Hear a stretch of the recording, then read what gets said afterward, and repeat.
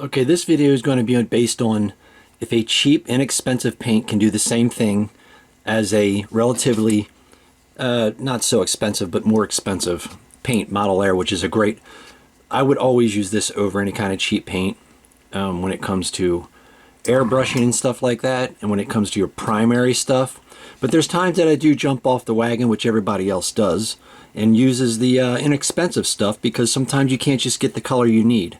But this one here is kind of like I've been trying to do skin tones for a long time, and I watched multiple tutorials on YouTube that are really great and seem to work out fine, but when I try to do it, it just doesn't seem to come out the exact same way. Maybe I'm missing something. I'm sure that's what it is. It's human error. It's not the people that are doing the tutorials or showing you how they do it. But this one here we're going to break down to see which one actually you can work with my compressor going off in the background. So I'm using with straight blue, watered down with one drop and all that water, with Createx blue, the transparent Sunrise. I'm surprised. I was going to go with a yellow, but I don't know this. It's kind of yellow, and it's transparent. It seems very dark here, but it's not when you water it down. So I'm going with that yellow, and with a transparent red. Just one drop, 2 drops here, because I don't know, it just didn't seem to work well. I put 2 drops in this one, 1 drop of that one, to about that equivalent of water. And I keep in my brushes separate so I don't have to worry about cleaning up. So what we're going to do is, I'm going to fast forward this when I need to. Get your hair dryer out, because you're going to need it with this the cheaper kind of paint. You're going to need it, so you're going to have to get the hair dryer, because this stuff dries way slower, obviously, than the good stuff. So here we go. We're going to start out doing the base coats first.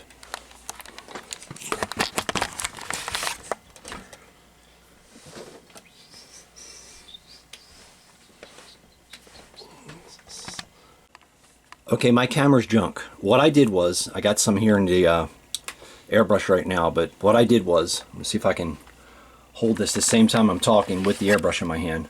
What I did we're going to start with the Craft Smart. It was not recording, unfortunately.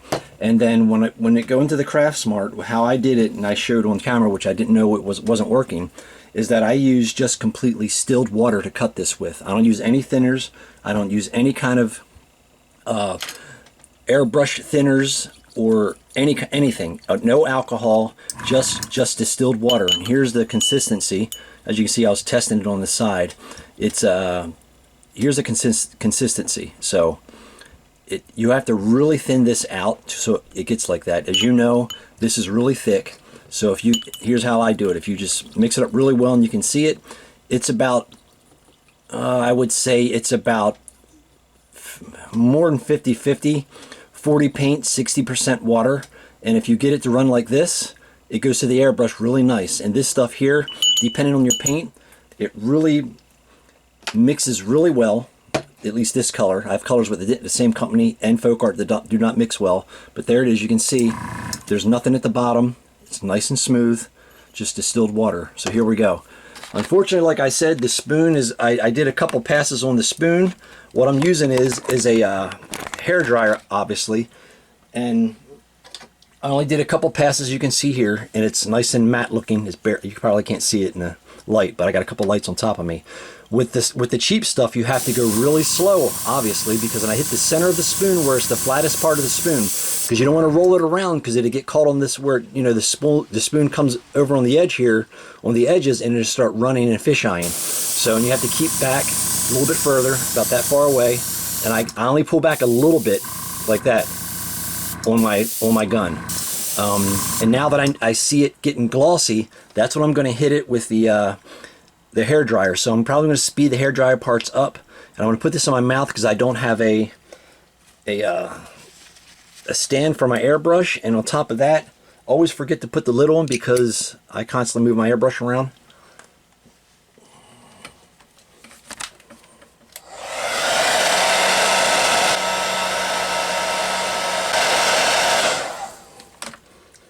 Now the cheaper stuff obviously is not going to dry and lay well as the more expensive stuff, because I guess it's the more expensive stuff is made to go through the airbrush, and it's just made for I guess a higher quality acrylic. I don't know, but I think you can get the same result or close to it even with the cheaper stuff, you know what I mean? So we're going to try that now. And I'm determined to do this skin tone. I'm just determined to do it.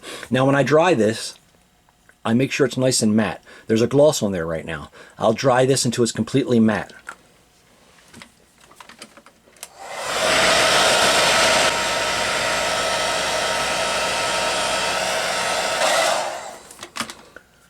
For the cheaper stuff, I got my PSI probably at 38, 39, well 37 to 39, whatever is best for you. And like I said, I only pull back a little bit on the gun, and I keep it nice and wet because I can manipulate the paint going through with the air that's combining at the end of the tip, so I don't get too much dry tip. Right now I haven't cleaned the needle, I haven't did anything. I just kept going, and this is a very inexpensive paint. I'm not trying to prove anything. I'm trying to see how to do this skin tone because it's really starting to bother me that I can't seem to do skin tone. So here we go. It's getting glossy now, and I'm going to hit it with the dryer.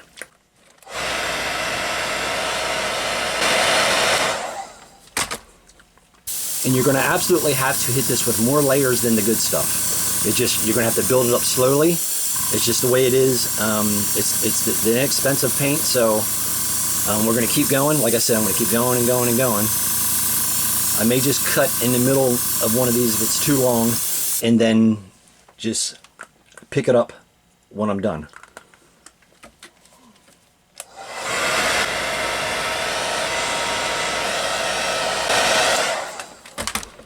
But I don't want to cut anything out. Not that there's any deceitful things going on in videos, but the power of editing is amazing. I'm not saying, and I'm not accusing anybody of that. There's times where you have to edit stuff and edit things down, and you don't really know how many times that person really painted that spoon, you know what I mean? So I'm going to keep it. I decided just right that time that I'm not going to cut anything out.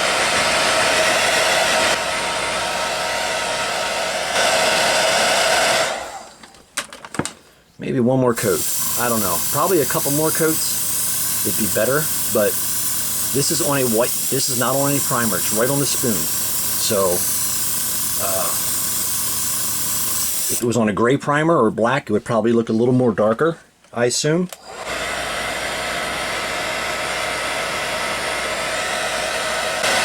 I'm kind of putting it on wet now just for the sake of the video, which I really wouldn't do if this was the model. I would really take my time and really baby it, because if you have to baby this part, in my opinion, especially with these cheaper paints. I used cheaper paints in the past. They work out great. Some will blend really well with your solution that you want to cut your paint with. Some won't at all. So there's not many. Most of them do. Most of them work. I'm going to give it another coat. Now I'm going to go heavy. Really, probably a little more than halfway on the airbrush. A little more than halfway. There's nice and glossy. And I'm going to hit it with this. Hit it with the hair dryer so it's completely matte. You're going to see some like little bit imperfections, it looks like, when it dries, but it will. If you let it dry overnight, they will go low. They will flatten out. And I went pretty thin on the coat, so this looks pretty good. You have to be very patient with the cheaper stuff. You can't, I've done it before, you can't just crank it on there and expect it to go. So there you go. That's the Craft Smart. I'm going to clean out my airbrush. And have you noticed, I have almost gone, but look how much you can, you get a lot in, you can really mix up a lot. So be careful on how much you mix up. But at the same time, it's a very inexpensive paint. You can, just mix up so you don't, and make sure you save. If you do if you do a color that's kind of like unique to your whatever you're doing and you can't really get it in a bottle, make sure you get some extra things to hold it in. So don't be like me and try to reproduce the same color that you did and you can't do it. So let's cut the camera here. We're going to clean this out. We're going to go right into the Model Air. All right, now we're going to go back with the Model Air. I got the airbrush completely cleaned out 100%. There's no residue in there. There's no mixing of colors or anything. This is exactly how it looks. I'm going to probably about, this stuff goes a long way and dries really nice, so we're going to go with that. And then, like I said, I always cut it with water, distilled water, not just water. I'm going to see how that looks first with a clean brush. Normally I don't don't cut my paints in this big of a glass. I use glass. I don't use disposable cups. I just like the way the glass. I know it looks kind of dirty, but it's not. I just clean it with alcohol, and it's got some glue. That's only glue, but I kind of messed up one day and had another project where I got actual resin on that thing. Two-part resin, not resin for 3D printing. But I usually use these back here. I usually use these small ones back here. These two when I do cut my paint up. These you can get at Goodwill for $1 a piece, and as long as you keep them clean after you use them immediately, they'll last forever. That's a little too thick. Now I am painting a spoon, so I probably could get away with that. A little bit more water, way less water than when I use with the Craft Smart over here. Now I'm not really big in the Craft Smart when it comes to putting in the airbrush. It works, but I found out that Folk Art is probably my favorite inexpensive paint. This stuff really mixes well, except the Brandywine so far. It's a real red terracotta color that will not break down. But so there we go. That's about it right there. That's it. All right, so now we're going to switch the camera over here. Make sure you got your hair dryer ready to go. I'm going to pour it in there just like the last one. And this is natural beige with the cheaper stuff. It kind of looks the same. To me, that's when I went to the store and I kind of matched them up. They don't look like this. They kind of look different in the bottle, but this is way lighter than what it comes out. It looks like on the bottle. So here we go. Now it's still high. The pressure's high. I'm keeping it that way. Put the lid on so it doesn't go all over your hands. And here we go. This should be a lot quicker and easier. Should be a little bit easier because this paint is made for, the actual airbrush and the consistency, I guess. I don't know. I'm not a paint guy when it comes to knowing what's in it, what makes it dry quicker, what's better, what's not. I just know, and I'm not the first one to say this, and I obviously do this, but there's a lot. You can still use cheaper paints in all your hobbies and all your models, man, and all your action figures.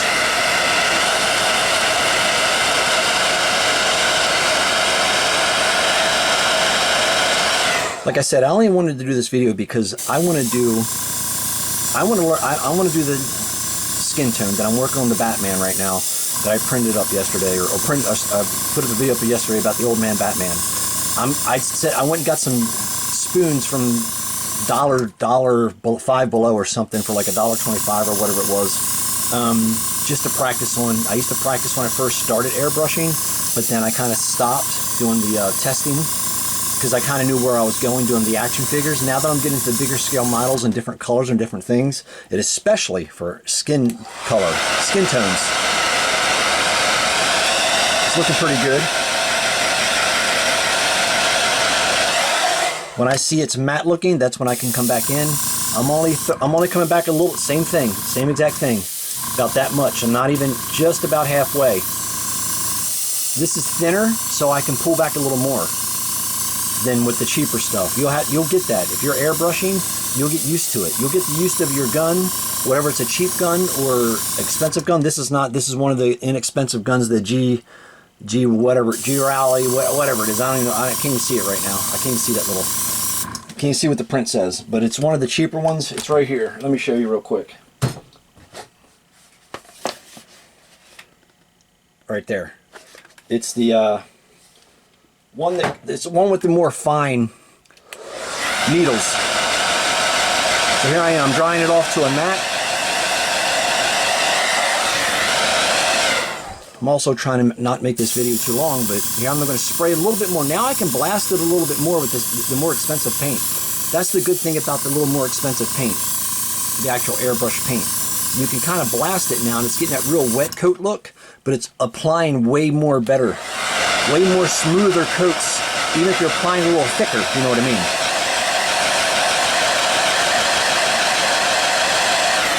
See, you can see the difference and feel the difference, how this is laying much better. I mean, the cheaper stuff will work, but you have to be way more patient. I will be more patient if I like a certain color. I refuse to always just use expensive paint. I don't think it, See, but I'm going really heavy, and it still looks nice and smooth.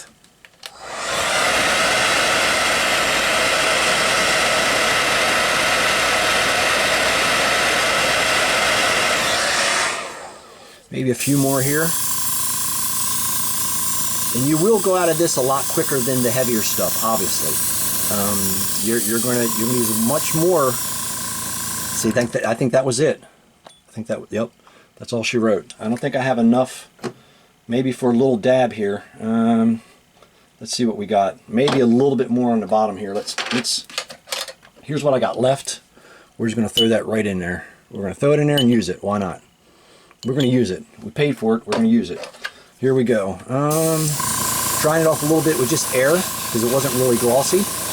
You can use your airbrush, but to dry it off, but it's a much slower process if you do it that way, because it's just cold air. So here we go. Blasting it really good to the very end. Blasting it really good, coating it in there. Really challenging the paint to see how well it's going to do. Dry it off.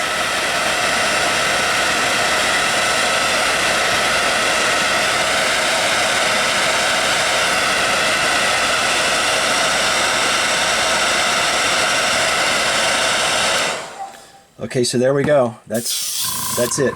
I'm going to stop, only to stop to, and I'll show you the difference right now before I even stop. Here's the difference. Craft, Vallejo. Here's the tones. I noticed yesterday they come out a lot better than I'm looking through my screen. But like I said, Craft, cheaper paint, Vallejo for skin tone. And this is over white. So we're going to cut it so I can clean this, because I'm really weird about my stuff being clean. And then we're going to pick it up right here, and we're going to go into the red, yellow, and blue and just see if it turns actual skin color or turns purple like Play-Doh. Craft, Vallejo. Here's the tones. I noticed yesterday they come out a lot better than I'm looking through my screen. But like I said, Craft, cheaper paint, Vallejo for skin tone. And this is over white. So we're going to cut it so I can clean this, because I'm really weird about my stuff being clean. And then we're going to pick it up right here, and we're going to go into the red, yellow, and blue and just see if it turns actual skin color or turns purple like Play-Doh. All right. I always use Krylon matte finish or Max Color Work. This is still wet, so we're going to start with not the Craft, the Vallejo, the more expensive stuff. And I'm not going to use a sponge, because last time I tried a sponge, man, it just wiped off the clear coat and just dug into the paint. I'm using a paper towel. If you're not supposed to use that or not, I don't know, but I'm going to use it. So we're going to go like they do everywhere. We're going to mix this up, make sure it's mixed. Transparent red, sunrise transparent yellow, which looks orange, but it's yellow. We're going to go with these. And some blue. So here's the red. Okay, we're gonna. I'm not pushing too hard because I'm afraid to. My past experiences is that didn't do too well. So I'm gonna take the. I'm not gonna be real careful when I do this, because I know it's. We didn't even let the clear coat really dry. You know what I mean? I dried it, but not like for 15-20 minutes like you're supposed to.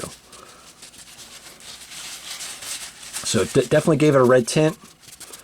So far it's not purple, or like Play-Doh when you were a kid and you put all the colors together and it looked horrible. I may leave some imperfections in there, like you can see, because skin is not perfect. So I don't know if I'm supposed, which wouldn't make sense. I don't think I'm supposed to, but we're going to go with the yellow now. I don't think I'm supposed to clear coat this every time I do it. So we're going to come in. Well, before we do that, let me dry just a little bit, man. I know. All right, here we go. I'm going to nice, easy. And if this was a face or a head sculpt or a bust, it wouldn't be a flat, smooth surface, which not completely smooth. So we're going to let that sit on there. Now we're going to dab it. Like I said, I'm not successful with this method, but we're going to try it anyway. And I'll show you what I'm going to be working on. So, because I'm trying on the spoons first, I don't want to try on my model. Okay, there you go. That's the yellow. That ain't too bad. I mean, it's not a bad looking color. It's working so far, I think. Let me dry this off, which made sense. It's wet down here because the spoon's got the cracks in it. But I'm trying to hurry a little bit, and I'm going to the blue, make sure it's mixed up. The blue's scary. I don't know if I'm gonna, this is the scary part to me. The blue is what I'm unsuccessful with. So I'm not really pushing on this thing, man. I'm kind of let the paint do what it's supposed to do. What it's, you know, clean spot of the clean spot for the napkin. Okay, so that ain't bad. Primary focusing up here, not so much right there, because it's all falling down and I'm not really getting it down there. I'm not really dabbing it off. Actually, that's not too bad. I mean, it's successful so far. It's successful for me. So that's not bad. You can see the red. I can see different imperfections in there. You probably can't, maybe you can on the camera or not. But here's the before and after with and without. So now we're going to go with the craft and see if it gives us see if it can hold up to the weathering of these colors. Let's see. I'm going to go with the red. And with the matte on there, the matte clear coat or any clear coat, it's gonna bubble up. I mean, not bubble up. It's gonna separate because it's on actually a hard surface, which flat surface. There's no nooks and crannies there like an ear, or may have to hit that. I might hit. I don't know. I may have to hit. This didn't. Yeah, that one kind of separated. I may have to do it again. I don't know. Should you do it again? I don't know. We're going to do it. We may just do it again for the sake of it separating so much. So this time it should. There we go. All right, that's a little better. That's a little better. So there it's on there. Put that back. There we go. Get a clean spot of the napkin, which I'm sure people are saying, why are you using a napkin, man? It's leaving residue. Or, I don't know, man. When I use a sponge and I'm actually using this on a head sculpt, I'll peel away with a sponge. I'll tear it. I don't know, man. Maybe that's just me. I don't know. I tried this before and it turned purple. Here's some yellow for the tint of the. There we go. I don't know, man. It's working. It's actually working for me so far. Haven't got to the blue yet. Very lightly dabbing. Very lightly dabbing. And like I said, I'm not trying to show you what to do. We're doing this together because I don't know what I'm doing. That's why. I'm just saying that I don't know what I'm doing. All right, here we go. Oh, I kind of like this better than expensive stuff. Okay, the blue's going to be the tail of the tails here because I'm afraid, which it shouldn't because it has a clear coat on it, it shouldn't really matter of the base coat. The base coat should keep its integrity of the color. And I never had any kind of good experience with this stuff when it came to this type of work, method for skin tone. I get why they use the blue, because veins and stuff, and your skin does have a tint to it. So, I don't know, man. I don't know, look at that. Look at that. Now, it would look better under gray opposed to white. The craft is on the right, and the Vallejo is on the left. The Vallejo flesh tone, skin tone, model air, model color with the red, yellow, and blue. And I'm not 100% saying I'm doing this right. I don't know. And then we have the natural beige that I thought was a skin tone so I picked it out myself just to, I don't know, with red, yellow, and blue. Yeah, so there we go. That's the video. You tell me what you think. I tell you the truth, I don't know. I got to sit on it. So there we go. Here's what I'm working on. Here we go. Here's what I'm working on. I want to do this. I have to come back in. See, I can't tell because it's just gray. It's gray primer. I'm going to go in. I don't know. If the craft was under gray, I think that's the color I'm looking for. But I'm going to have to go in. I'm going to do some pre-shading with some black here in a minute. Then I'm going to hit it lightly over top.